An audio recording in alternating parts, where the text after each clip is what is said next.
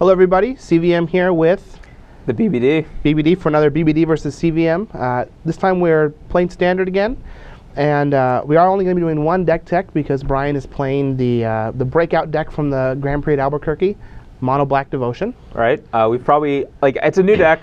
You probably have never seen it before, so we decided to skip the deck tech on it. No, absolutely. But I'm going to be playing the Jun deck that won the Open this last weekend in Providence, Rhode Island. It's just a battle of two tournament-winning decks. Absolutely. Matt Costa won the tournament with this deck, and even though there are no Restoration Angels in it, he still did fairly well. That's a little surprising. Yeah. Now, I actually really like the Jun deck, and I know that when we were originally preparing for the last Pro Tour, we were looking at what could we do with Jun, but we ended up shying away from it because of the mana base just wasn't very good.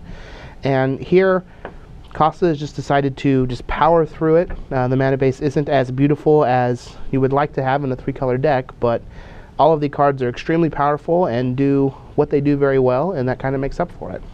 Yeah, I agree. There's a little bit of a issue with Hero's Downfall, Polykranos, and Stormbreath Dragon, but yeah, the deck has so much power that you can get through it, and Sylvan Caryatid does a lot of work. Yeah, Caryatid is just definitely the best card in the deck. Yeah. It's a Farseek that blocks Burning Emissary, and it doesn't survive our Anger of the Gods, but that is neither here nor there. Yeah. Now, we do have a lot of removal in the deck: Hero's Downfall, Abrupt Decay, Amizium Mortars, and 2 Anger of the Gods. And I really like that he maxed out on Downfall and Abrupt Decay, as those are just 2 of the best removal spells in the format right now. Downfall lets us kill anything as far as creatures go, except for Blood Baron or creatures that have protection from it. But it also hits Elspeth, Jace, Chandra, Domri, Garruk, Xenagos. There are a lot of playable Planeswalkers in the format, and Hero's Downfall is the premier removal spell because of that. Yeah, and that's one thing I do like about this deck too, is alongside of Rakdos' Return and Stormbreath Dragon, you have a lot of ways to kill Planeswalkers. Definitely.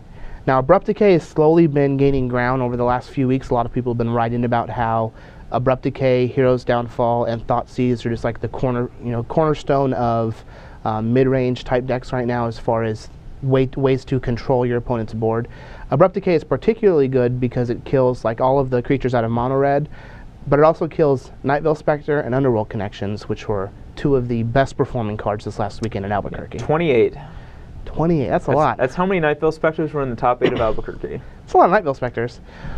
Weren't there a lot of people, I don't know, a few months back just railing you on Twitter about how it was stupid to play Nightveil Spectre, and cards like Frost Premier just weren't going to be playable either? Yeah, in fact, that did happen, and yep, I'm ready to rub it all in. So.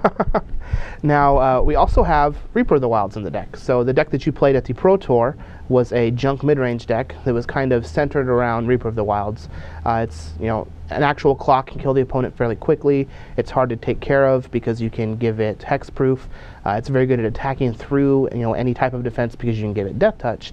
And the ability to scry makes the very powerful cards in your deck like Stormbreath Dragon and Rakdos Return just more appealing.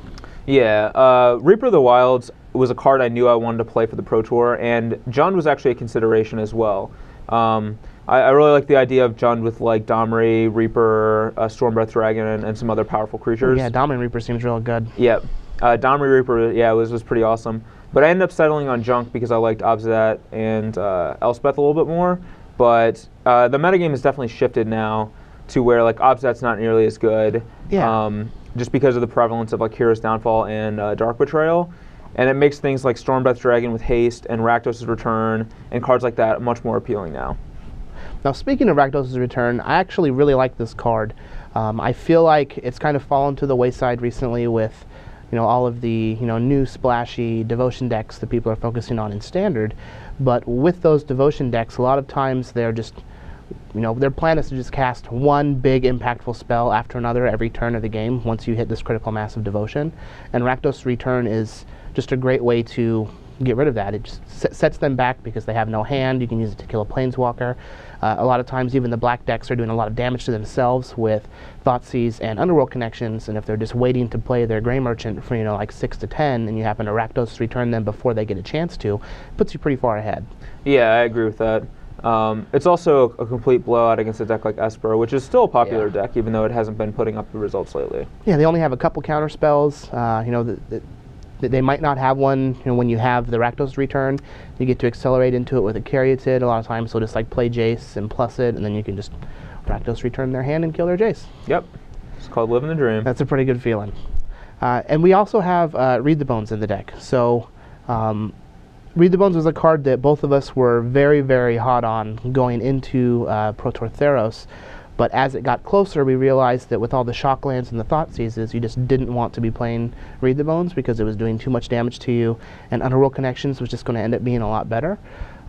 But I think in this deck, it is actually very good because we have cards like Rakdos' Return and Anger of the Gods, Stormbreath Dragon, Mizium Mortars that we're wanting to find.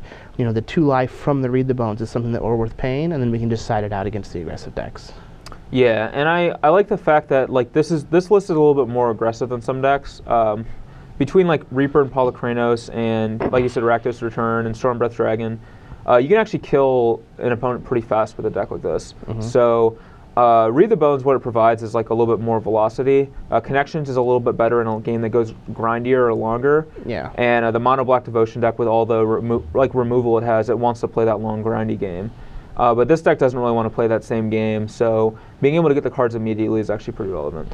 Exactly. Plus, we don't really care about the devotion like the black deck does, and that's one of the really underlooked things about Underworld Connections. Is the card's very powerful as a card advantage engine, but over the course of the game, it's going to be +2 to 8 damage depending on how many Grey Merchants you cast. Yeah, and I agree with that too. And like one of the things about the deck is they may kill all your creatures, but if you have 2 connections in play, your Grey Merchant's still going to do 6. Yeah, it's pretty sick. Now, we also do have some Scavenging Oozes. So 3, in my opinion, is a pretty large number of Scavenging Oozes. I usually like to play 1 or 2 in decks that are going to have Scavenging Ooze. However, in this deck, I think that it leans on it more of like just being an aggressive creature as opposed to just being some type of utility creature that's going to gain life and brick wall some small creatures. So we have a lot of removal. We're going to be able to kill a lot of creatures. Scavenging Ooze can get big very quickly. But even if that's not happening, it's still a 2/2 for 2 that we can cast.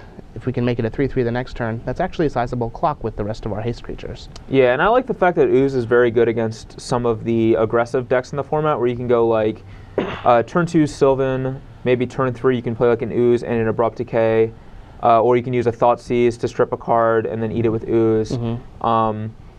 And like basically Ooze is just going to stay ahead of the sides of their creatures every single turn.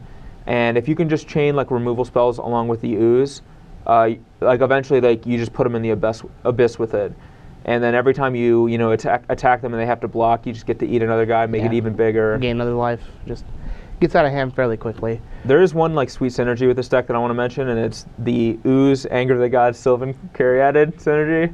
Yeah, I mean, it's pretty awesome. When you get to kill all their creatures and then they're already exiled, then you don't even have to worry about eating them with the Scavenging Ooze. Yeah, who cares about gaining life, getting +1/+1 counters? You don't have to spend the mana. Probably also want like a Whip of Erebos in here, just to get as much value as you can. But. Yep. Now, a lot of people will look at the Anger of God Sylvan Caryatid and make jokes about it, like we are now. But I actually feel like it's not that bad in this deck at all. I feel like it's actually fairly good, to be honest. Caryatid is the type of card that is going to make them, overextend to try and deal damage to us. Same thing with like Reaper of the Wilds and Polychronos. These aren't creatures that they can just power through. They have to, try to overextend and swarm us. And Anger of the Gods just lets us clean up, when we can. But there are going to be some awkward draws, and that's the price you pay for, playing cards like this that are powerful individually but not very synergistic, and that allows us to try and combat Thoughtseize. If your deck is just based on synergy, turn 1, turn 2 Thoughtseize can just completely ruin your entire deck. But with this type of deck, I can just play a Caryatid, and then every card in my deck is going to be live. The last creature that I want to talk about is Polychronos. So this deck has lots of black mana sources in it, and no Desecration Demon, but it is playing Polychronos instead. I like Polychronos because it's just a very good, it's almost the same threat as just a naked Desecration Demon. Potentially can get bigger faster, but it's also very good against like all the small creatures in the format that there happens to be a lot of. Even without like Broken Nykthos shenanigans from the green-red devotion deck, I still think it's fairly good here. Do you think Desecration Demon was a good omission, or should it be here? I think it should be Polychronos as well. Like I just feel like supplementing your decays and your downfalls with like a Polychronos is pretty good. It plays well with Ooze. It plays well with Reaper of the Wilds. Like Desecration Demon, while I like the card, like I don't think this is like the right shell for it. Fair enough. Now we do have 25 lands, so we hope to cast all of our, double red, double black, double green spells. So that's the hope. Let's go ahead and take a look at the sideboard, which Jund decks are traditionally, known for having very powerful sideboard options and, having very tight and well thought out sideboards. And I actually really like Costa's sideboard. Let's take a look at it. And hey everybody, CVM here with BBD. We're back for the sideboard of the Jund mid-range deck that Matt Costa won the last Open in Providence with. Looking here, we do have 2 Duress and the 4 Thoughtseize to come in against like the Sphinx's Revelations decks. I think it's very good to have the additional discard spells, and I like being able to go up to 6. Do you think 6 is the right number? Should it be 7? Should it be 8? Probably not 8. I would say 6 or 7. I agree. I mean, you have Rakdos' Return too, so I don't think you need too many. Yeah, that's a real good card. Yeah. I like playing fireballs that make them discard their hand. Now we do have Doomblade as well, just as another removal spell. Burning Emissary is still like a real card in the format, and you have to be able to kill their stuff or you will die. Speaking of which, we do have 2 more Anger of the Gods to go along with our Caryatids. Yep. Sometimes you just have to 4 and 4. Have to 1-2 punch them up. We do have 2 Underworld Connections in the sideboard. I know before we talked about how we liked Read the Bones over Underworld Connections in the deck, but against something like Esper or even against like the mono black control deck, having more ways to generate card advantage is always going to be good, since we're usually going to have quite a few dead cards against them. Yeah, like Connections is just the best card type of that effect against the super slow decks. So having like Connections over Read the Bones in the sideboard makes perfect sense, because in the matchups where you actually want that kind of card, Connections are just better at it. Yep. We do have a 3rd Rakdos' Return, and we have a little standout from Dragon's Maze that hasn't seen play in a while, Sire of Insanity. So I actually really like Sire of Insanity. I think that everybody has forgot about the card, and I imagine that Costa was able to just like jam it against quite a few different decks and make them lose their hand and just get really far ahead with their 6/4. Do you think that Sire could be good right now, or is it something that's just a little too crazy to play? Yeah, I think it's a little too crawsy to play, actually. Mr. Crawworm himself. But I'm actually not a huge fan of Sire, to be honest. Really? I like Rakdos Return more.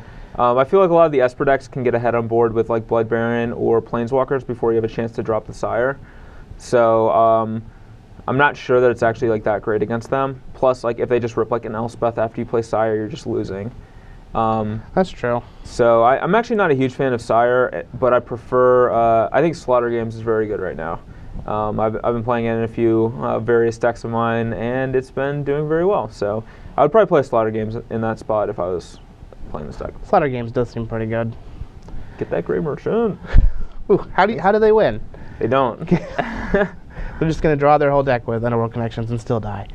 Now we do have 2 Golgari Charm, which is one of my favorite sideboard cards right now in Standard. I think it's very good as a way to kill like Master of Waves. It's a tough card to be able to deal with.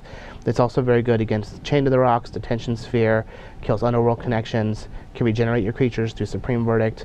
I think the card is very versatile. Hell, it's even seen Legacy play, so it has to be good in Standard too. Yeah, it's also very good against like like Soldier of the Pantheons and Daring Skyjacks and crazy things of that nature. Yep. Now, Golgari Charm can also kill all of the weapons. So all of the God's weapons, the hammer, the whip, the bow, the bident, etc., they are enchantment artifacts. Just going to leave the spear out? Just not going to mention the spear? Nope, not going to mention the spear. That's just hateful. There are enchantment artifacts, so you are able to kill them with Golgari Charm, which is usually fairly relevant because the decks that are playing those cards are usually built to take advantage of them, and they are very powerful. Yeah, like that's like another added benefit of the card against like mono blue. Like you can kill Master of Waves, which is pretty sick with the Reap of the Wilds in play, by the way. You just get to scry a million. Yeah. You can also kill Biden of Thassa, which is oftentimes one of their best cards against you, so it does do double duty. When you are like a Thoughtseize Rakdos Return deck, Biden is very good against you. Yep. And then we have 2 Mistcutter Hydra bringing up the rear. Mono blue is a very good deck. Sand black is just proving week in and week out that the deck can crush whatever's thrown at it. And Mistcutter Hydra is just a very good card against them. I like it more in this shell than I have seen it in other decks, just because we have a lot of removal. So eventually the game is going to get to a point where we're going to have to try and race them, and Mistcutter Hydra does a very good job at leading the charge when you have to turn the corner. Yeah, a lot of times it's going to be like kill their guy, kill their guy, kill their guy. Now they're starting to attack you with like a couple of mutavaults, but you're still at like a healthy life total. That's where old Mistcutter gets in there for like 4, 5, 6. Yeah. Just make a 5/5 in battle. Yep, cut them up. So that's the sideboard. I'm definitely excited to play. We are playing the Jund versus Mono Black Devotion matchup. Brian has historically ran very well with that deck. Lies. And I did get 5-0'd last week, so hopefully I will win at least one match. That's the hope. So let's see if Rakdos is back, and I think he's got his groove. His groove is back. Gonna get Rakdos returned. See you guys in the match.